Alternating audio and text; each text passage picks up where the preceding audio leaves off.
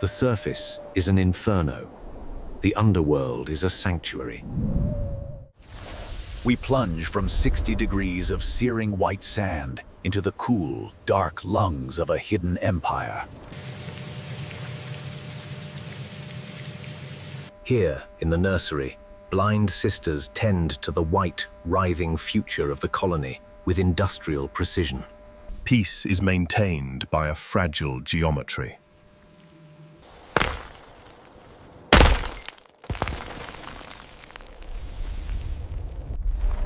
A vibration tears through the walls, not from a predator, but from the earth itself giving way.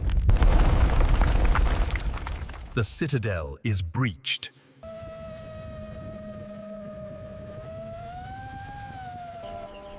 To understand the panic, we must understand the architecture of this 3-meter-tall cathedral. It is not merely a pile of dirt. It is an external lung.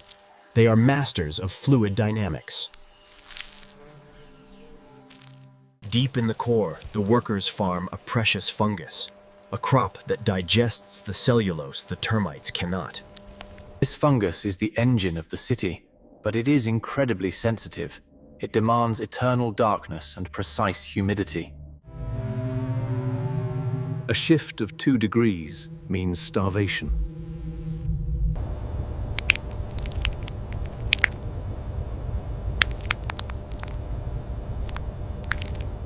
Soldiers with nozzle-shaped heads guard the perimeter, chemically armed, but they are useless against the enemy approaching now. The workers, the smallest and most numerous, are the structural engineers holding back the weight of the world.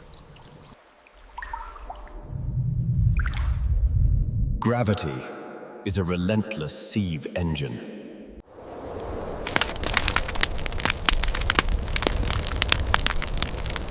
The Amazonian sun reaches its zenith, baking the clay exterior until it is hard as concrete, yet brittle as glass. The moisture inside the mound begins to evaporate, sucked out by the dry air through microscopic fissures in the outer shell. The city is bleeding water. If the walls dry out, they lose their cohesion. The vibration we felt earlier was a warning. Now, a main ventilation shaft, weakened by the heat, collapses inward. Tons of dry soil crash down into the nursery galleries, crushing the larvae and blocking the airflow. But the debris is not the true danger. The breach has opened a direct line to the surface. Superheated air floods the tunnels.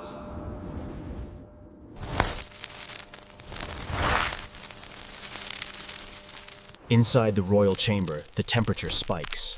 The fungus gardens begin to wilt, turning from vibrant white to necrotic gray. The colony is reacting with a hive-mind intelligence. They do not flee, they mobilize. Thousands of workers rush toward the heat, carrying the only mortar they have, their own body fluids mixed with soil. They are fighting fire with spit. Survival demands sacrifice.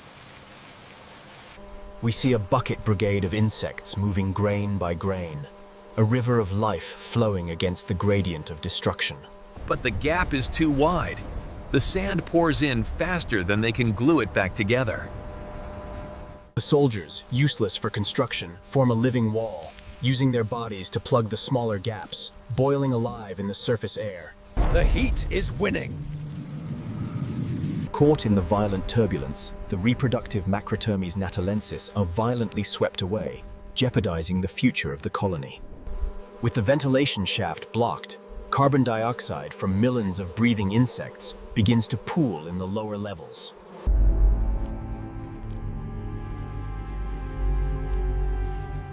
The queen, the heart of the citadel, slows her movements. If she dies, the city dies. It is a war on 2 fronts, temperature and toxicity.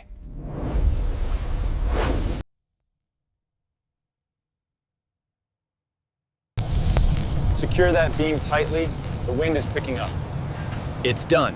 Moving to the next section. Hold it steady right there. Lower it slowly. Got it, boss. Almost secure. Linking legs and mandibles, they form scaffolding out of their own bodies, a living rebar for the mud. It is a desperate feat of engineering, relying on the surface tension of wet clay to hold against gravity. They are building a bridge over the abyss. As the sun begins to dip, lowering the heat stress for mere minutes, the colony redoubles its speed. One by one, the gaps are plastered over. The howling wind turns to a whisper. The final grain is placed, locking the humidity inside.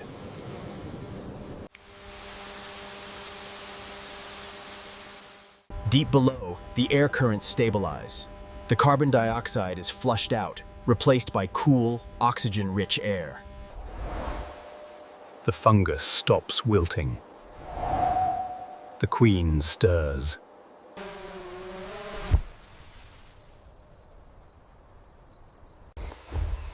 This struggle was invisible to the world above. Yet, this mound is a keystone. By moving tons of subsoil, they enrich the surface, creating islands of fertility in the acid earth. Trees grow taller here. Birds feed here. The entire ecosystem anchors itself to the stability of the citadel. They are the secret architects of the Amazon. We look for civilizations in the stars, while ignoring the empires beneath our feet. The work never ends.